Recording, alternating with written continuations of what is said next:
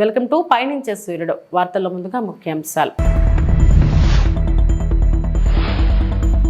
రేవంత్ రాజీనామా చేయాల్సిందే, బీజేపీ నేతలెందుకు స్పందించరు? కేటీఆర్.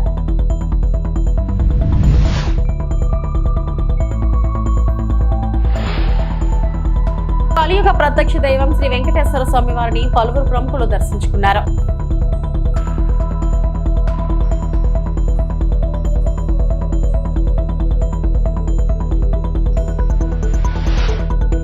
కవితకు కేటీఆర్ పరోక్షంగా వార్నింగ్.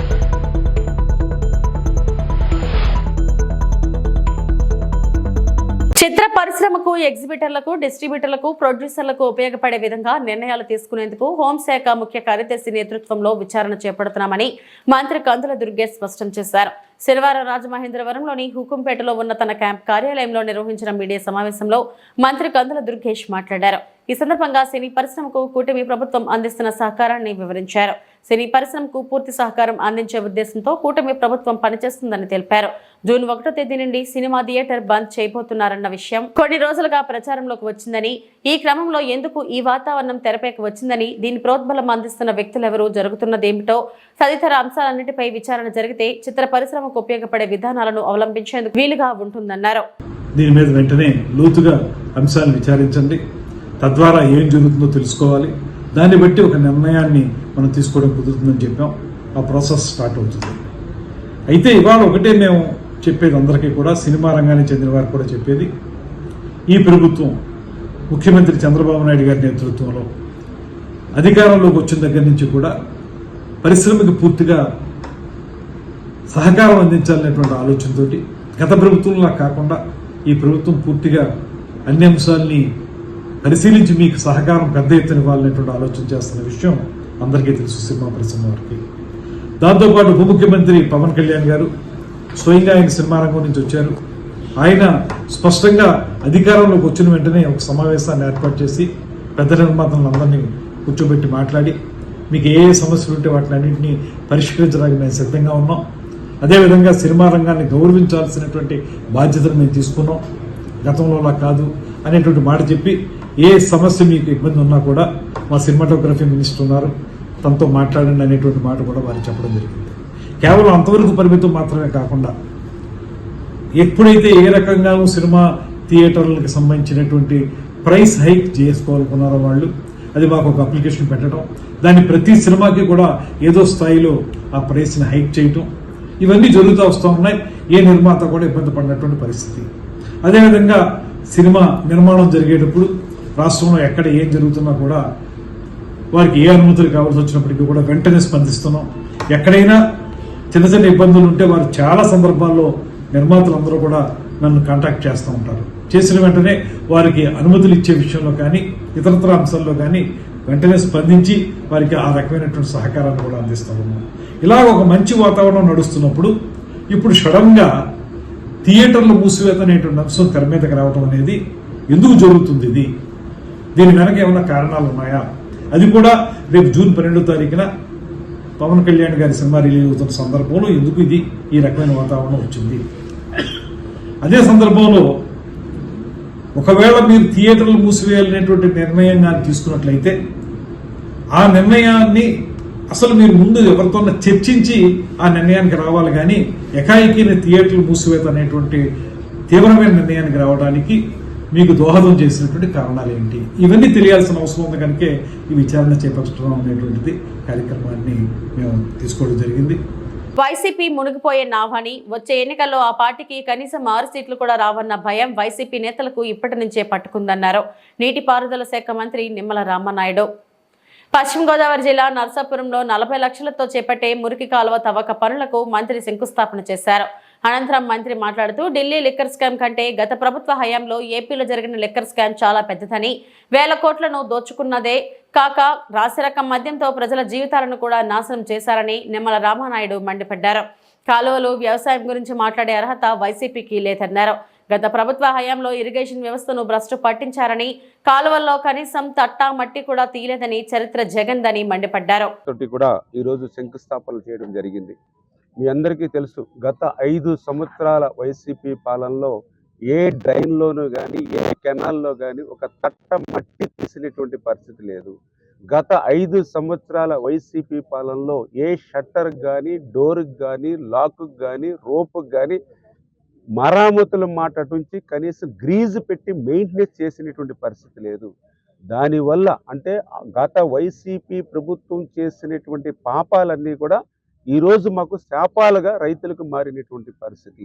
గత జగన్మోహన్ రెడ్డి చేసినటువంటి తప్పిదాలు ఏవైతే ఉన్నాయో వాటన్నిటినీ కూడా ఒక్కొక్కటి సరి చేసుకుంటూ మళ్ళీ ఈరోజు చంద్రబాబు నాయుడు గారు పనిచేస్తున్నటువంటి పరిస్థితి.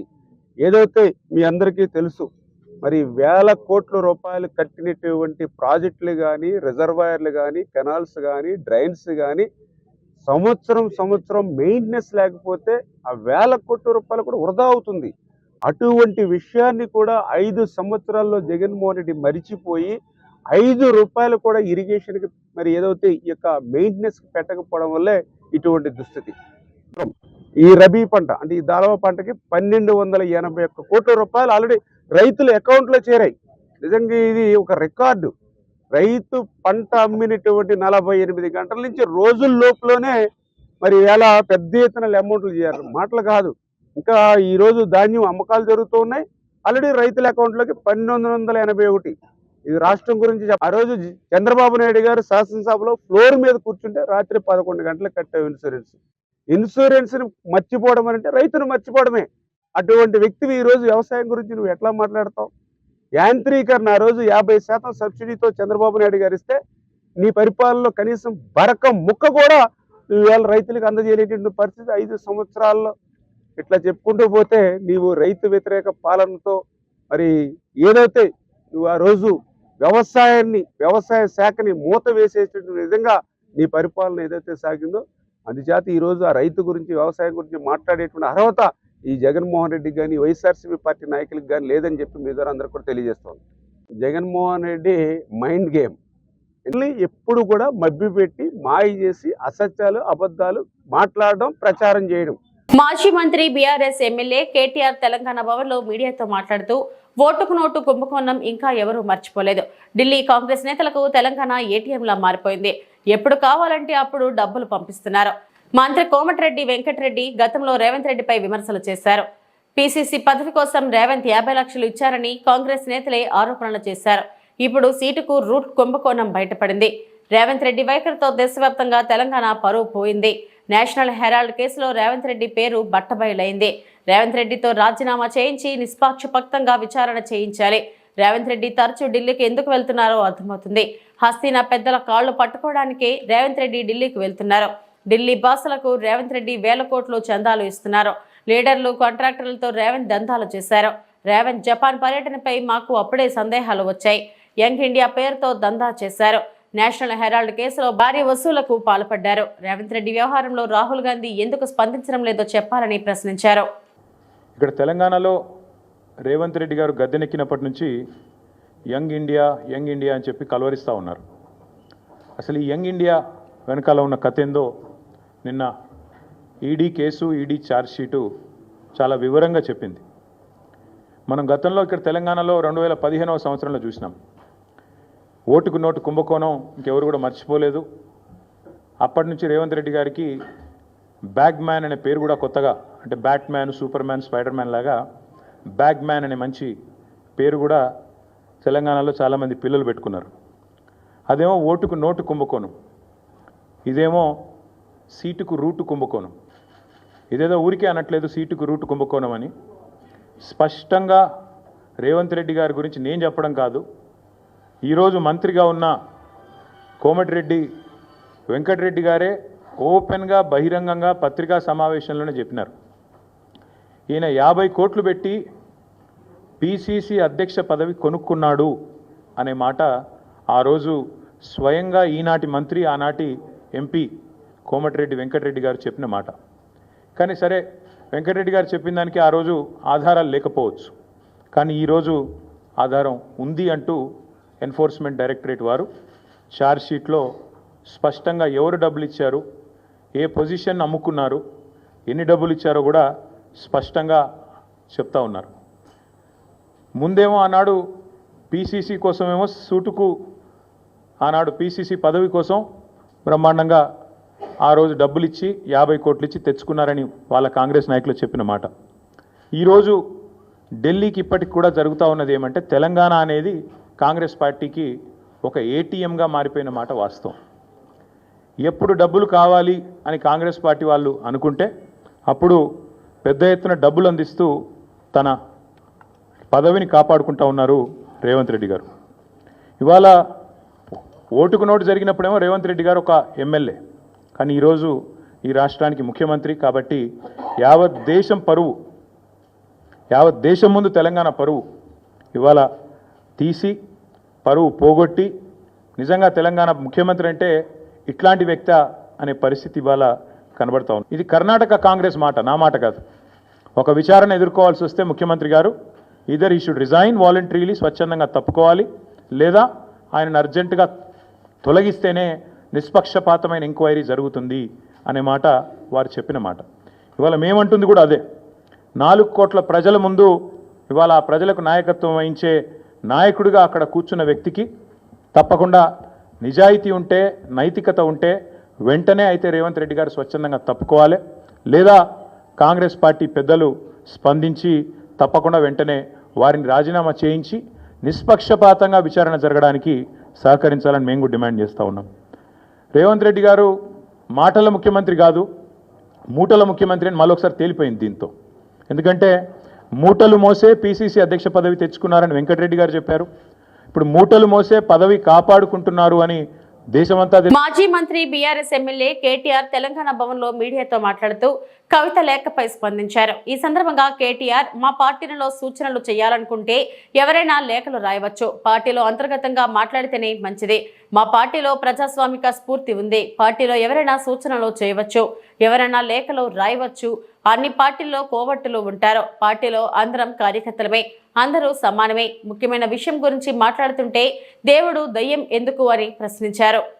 తెలంగాణకు పట్టిన శని కాంగ్రెస్, తెలంగాణకు పట్టిన దయ్యం రేవంత్ రెడ్డి. ఇప్పుడు ఆ దయ్యాన్ని శనిని ఎట్లా వదిలించాలనేది మా టార్గెట్. ఇక మీరు చెప్పే టెన్షన్ ఎందుకే అంతగానో మాట్లాడి రాదు, ఎందుకు అంత ఎగబడుతున్నావు? నేను అనేది ఏమంటే మీరు ఒకటి గుర్తుపెట్టుకోండి, లోక్సభ ఎన్నికలకు ముందు మేము పార్లమెంటు నియోజకవర్గాల వారీగా సమావేశాలు పెట్టాం, సమీక్షా సమావేశం. ఇక్కడ అసెంబ్లీలో ఓడిపోయాము, ఎట్లా ముందుకు పోవాలని చెప్పి దాదాపు 17 రోజుల పాటు మీరందరూ చూశారు. ఇక్కడే వేల మంది కార్యకర్తలతో కూర్చొని దాదాపు 7, 8, 9, 10 గంటలు వారితో చర్చించాం. ఆ ప్రాసెస్లో చాలామంది డైరెక్ట్గా మైకులో మాట్లాడిన వాళ్ళు ఉన్నారు, కొంతమంది చిట్టీల మీద రాసిచ్చిన వాళ్ళు ఉన్నారు, కొంతమంది కేసీఆర్ గారికి ఉత్తరం అందించండి అని చెప్పి ఉత్తరాలు ఇచ్చిన వాళ్ళు ఉన్నారు. కాబట్టి మా పార్టీలో we encourage open culture, democracy కాబట్టి, డెమోక్రాటిక్ పార్టీ కాబట్టి, ప్రజాస్వామిక స్ఫూర్తి ఉన్న పార్టీ కాబట్టి మా పార్టీ అధ్యక్షుల వారికి ఎవరైనా సూచనలు చేయాలనుకుంటే ఉత్తరాలు రాయొచ్చు. అదేదో చాలా గొప్ప విషయం అన్నట్టు మీరందరూ అంత బాధపడిపోవాల్సిన అవసరం ఏం లేదు. నేను అనేది ఏమంటే మా పార్టీలో డెమోక్రసీ ఉంది కాబట్టి మా పార్టీ అధ్యక్షుల వారికి, మా పార్టీ నాయకులు ఎవరైనా సరే అప్పుడప్పుడు సూచనలు, సలహాల రూపంలో లిఖితపూర్వకంగా ఇవ్వచ్చు, ఓరల్గా ఇవ్వచ్చు, రకరకాలుగా ఇవ్వచ్చు.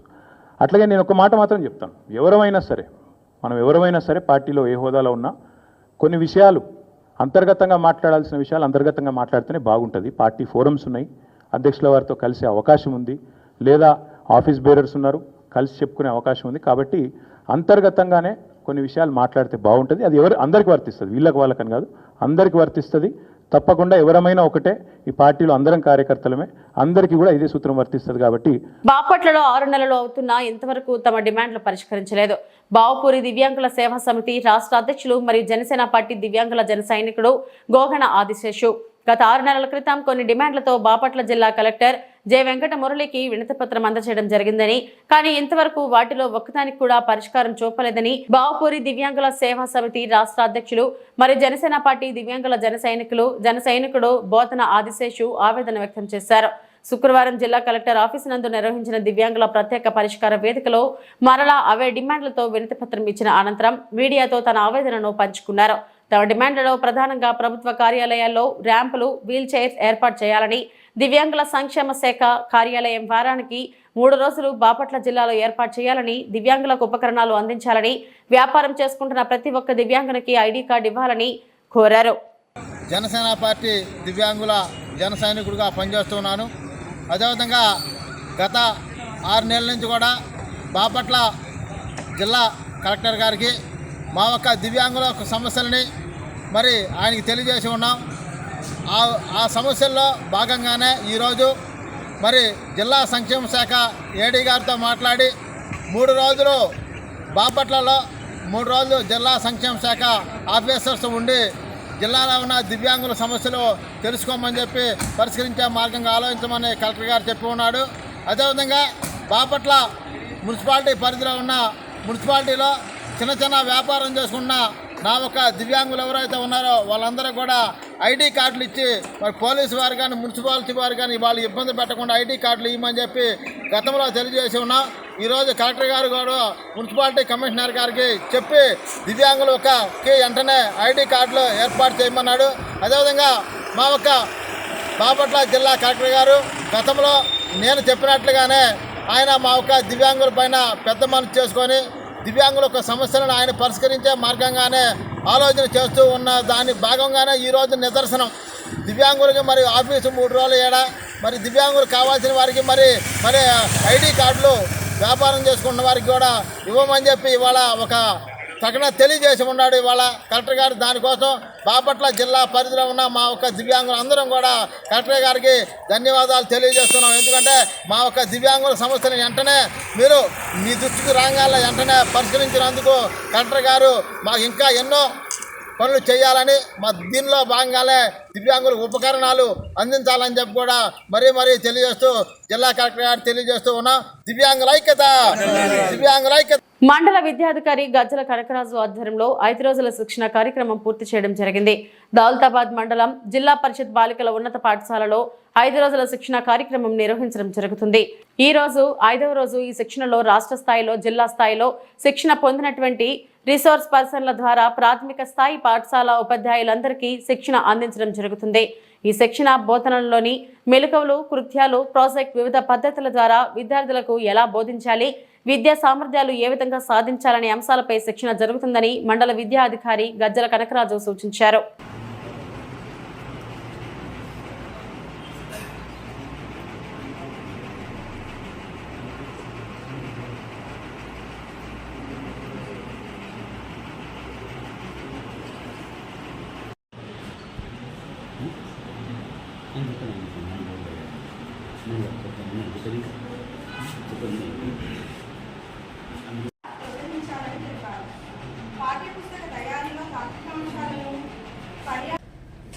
Five days mandal level training programme Daulatabad girls high స్కూల్లో మాకు నిర్వహించడం జరిగింది.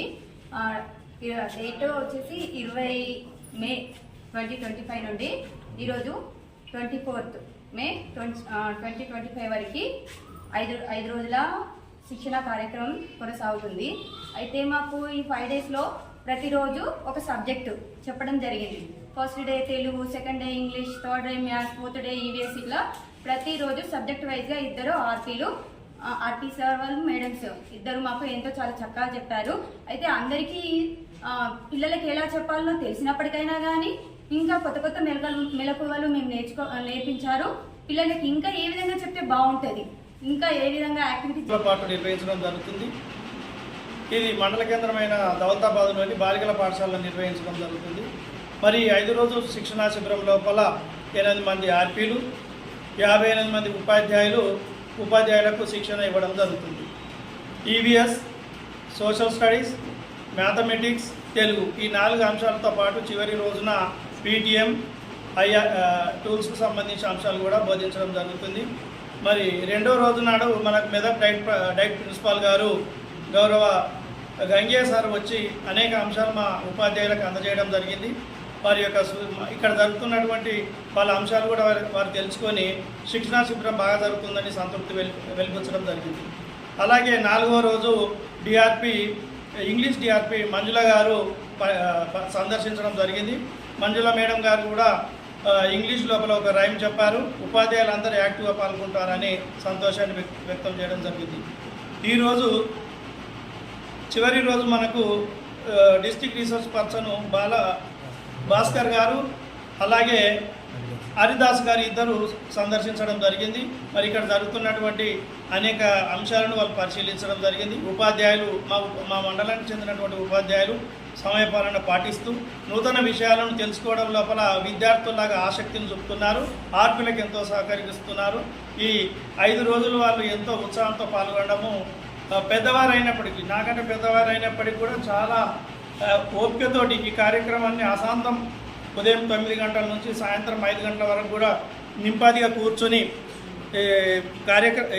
సెషన్స్ వినడం, అనేక పాఠ్యాంశాలు వినడం, వాళ్ళు సొంతంగా రాసుకోవడం, ఇంకా నూతన మార్పులు ఏవైతే ఉంటాయో అవి రేపు పాఠశాలలో ప్రదర్శించడానికి, విద్యార్థుల యొక్క సంఖ్యను పెంచుకోవడానికి అనుగుణంగా ఉంటుందని వారు ఆశాభావాన్ని వ్యక్తం చేశారు. ఆ విధంగా మేము ప్రభుత్వం యొక్క ఆదేశాలను తూచా తప్పకుండా పాటిస్తూ మా మండలంలో విద్యార్థుల సంఖ్యను పెంచడానికి కృషి చేస్తామని మండల విద్యాధికారిగా నేను. కలియుగ ప్రత్యక్ష దైవం శ్రీ వెంకటేశ్వర స్వామి వారిని పలువురు ప్రముఖులు దర్శించుకున్నారు.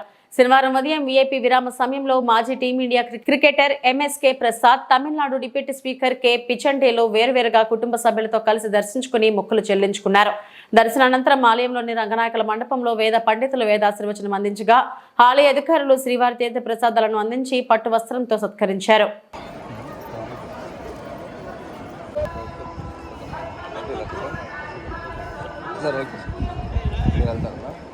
నమస్కారం. నేడు ఈరోజు స్వామివారి దర్శనం కోసమని ఇక్కడికి తిరుమల రావటం జరిగింది. చాలా సంతోషంగా ఉంది. చక్కటి దర్శనం అయింది. చాలా మార్పులు కూడా చూసాము. ఆఫ్ లైట్ లోపల కానీ బయట కానీ ఇవన్నీ కూడా మార్పులు ఏదైతే చేశారో అది భక్తులకు కానీ అందరికి కూడా చాలా కంఫర్టబుల్గా ఉన్నట్లుగా అనిపించింది. మరి టీటీడీ పెద్దలు కానీ అట్లానే దీన్ని మేనేజ్ చేస్తున్న ప్రతి ఒక్కరికి కూడా మనస్ఫూర్తిగా ధన్యవాదాలు తెలియజేసుకున్నాను. చాలా సంతోషంగా ఉంది. విత్ ఫ్యామిలీ ఈరోజు రావటం జరిగింది. Thank you so much. IPL చాలా చక్కగా జరుగుతుంది. మీ అందరు చూస్తూనే ఉన్నారు, వీక్షిస్తూనే ఉన్నారు. కొన్ని అనివార్య కారణాల వల్ల కొంచెం ఒక వారం డిలే అయినా కూడా బీసీసీఐ పెద్దలు అందరూ కూడా మరలా ఈ మ్యాచెస్ మరలా రీస్టార్ట్ చేయడం జరిగింది. మ్యాచెస్ చాలా ఇంట్రెస్టింగ్గా జరుగుతున్నాయి. మనకి తెలుసు టాప్ 4 ఎవరున్నారు అనేది. గుజరాత్ టైటన్స్, ఆర్సీబీ కానీ, పంజాబ్ కానీ, ముంబై ఇండియన్స్, ఈ 4 టీంలు టాప్ 4లో కూడా రావటం జరిగింది. అండ్ ఓన్లీ థింగ్ ఏంటంటే ఇక్కడ నుంచి జరిగే ప్రతి మ్యాచ్ కూడా ఆ టాప్ 2 రేస్లోకి ఎవరు వస్తారనేది చాలా ఇంట్రెస్టింగ్గా మారింది. ఓకే. ఖాతాదారులకు లాభదాయక అవకాశాలు. గ్రామీణ బ్యాంక్ ముందడుగు. ఆంధ్రప్రదేశ్ గ్రామీణ బ్యాంక్ ఖాతాదారుల సంక్షేమానికి అడుగులు వేస్తుంది. బ్యాంక్ ప్రాంతీయ మేనేజర్ శ్రీ సుశాంత్ కుమార్ స్వారో ఈ రోజు చిట్వెల్ మరియు పొందలూరు శాఖలను సందర్శించి కస్టమర్ మీట్ నిర్వహించారు. ఈ సందర్భంగా ఆయన మాట్లాడుతూ బ్యాంక్ డిపాజిట్లపై వార్షికంగా 7.60% వడ్డీ రేటును అందిస్తూ ఖాతాదారులకు అత్యుత్తమ సేవలు అందిస్తుందని తెలిపారు. ఈ వడ్డీ రేటు ప్రస్తుత కాలంలో అత్యధికమై పెట్టుబడి చేసే ఖాతాదారులకు లాభదాయకమని చెప్పారు. అలాగే రాష్ట్ర వ్యాప్తంగా ఉన్న ప్రాంతీయ గ్రామీణ బ్యాంకులు ఇప్పటికే ఏపీ గ్రామీణ బ్యాంకులో విలీనం అయ్యాయని వెల్లడించారు. ఈ విలీనంతో సేవల శ్రేణి విస్తరిస్తుందని, ఖాతాదారుల అవసరాలకు తగిన విధంగా కొత్త పథకాలు అమలు చేస్తున్నామని పేర్కొన్నారు. జిల్లా అధికారి ఆంధ్రప్రదేశ్ ప్రగతి గ్రామీణ బ్యాంక్ ముందుది. ఇప్పుడు ఆంధ్రప్రదేశ్ గ్రామీణ బ్యాంక్ ఒక కొత్త బ్యాంక్ వచ్చింది. అదే బ్యాంక్ వచ్చినది. ఈరోజు మీ ఆంధ్రప్రదేశ్ గ్రామీణ బ్యాంక్ చాలా పెద్ద అయిపోయారు. చాలా పెద్ద అంటే చాలా పెద్ద. కేంద్ర ప్రభుత్వం చెప్పే ప్రకారం ఏమైందంటే అప్పుడు ఆంధ్రప్రదేశ్లో మనకు 4 గ్రామీణ బ్యాంక్ ఉంటుంది. ఒకటే ఆంధ్రప్రగతి గ్రామీణ బ్యాంక్ పెద్ద బ్యాంక్, ఆంధ్రప్రదేశ్ గ్రామీణ వికాస్ బ్యాంక్ తెలంగాణ సైడ్లో ఉంటుంది. సప్తగిరి గ్రామీణ బ్యాంక్ అంటే మదనపల్లి చిత్తూరు ఏరియాలో సప్తగిరి గ్రామీణ బ్యాంక్ చెప్తారు. చైతన్య గోదావరి అంటే విజయవాడ అవతల చైతన్య గోదావరి. అన్ని బ్యాంక్ స్ట్రాంగ్ బ్యాంక్. ఈరోజు ఈ 4 బ్యాంక్ కలిసి ఒక పెద్ద బ్యాంక్ అయ్యారు. ఇప్పుడు ఇండియా లెవెల్లో కేంద్రంలో ఈ గ్రామీణ బ్యాంక్ సంఖ్య తగ్గిపోయింది. ఒక్కో రాష్ట్రంకి ఒక్కడే మాత్రం గ్రామీణ బ్యాంక్ ఉంటుంది. ఆ గ్రామీణ బ్యాంక్ మనం కొద్దిగా కంపేర్ చేస్తే ఒక పెద్ద గ్రామీణ బ్యాంక్ నంబర్ 2 ఇండియాలో ఈ గ్రామీణ బ్యాంక్ అంటే మీ ఆంధ్రప్రదేశ్ గ్రామీణ బ్యాంక్ ఈరోజు. సో బ్యాంక్ పెద్ద అయిన తర్వాత 28 జిల్లాలో ఈ బ్యాంక్ మే 1 నుంచి పని స్టార్ట్ చేశారు ఆల్రెడీ. మన హెడ్ ఆఫీస్ ఇప్పుడు కొత్త ఎందుకు పెద్ద అయిపోయింది కాబట్టి సెంట్రల్ ప్లేస్లో ఉండాలి కాబట్టి అమరావతిలో యాక్చువల్లీ పెద్ద హెడ్ ఆఫీస్ ప్రిపేర్ చేస్తున్నారు. ఆ ముందు ఈ రోజు నుంచి ఇప్పుడు రైతు 5 ఎకరా 6 ఎకరా ల్యాండ్ ఉంది, 2 ఎకరాల వరకు మీకు జమీన్ కూడా అవసరం పడింది కదా. ఇప్పటివరకు నా బులెటిన్ అప్డేట్స్. నమస్తే.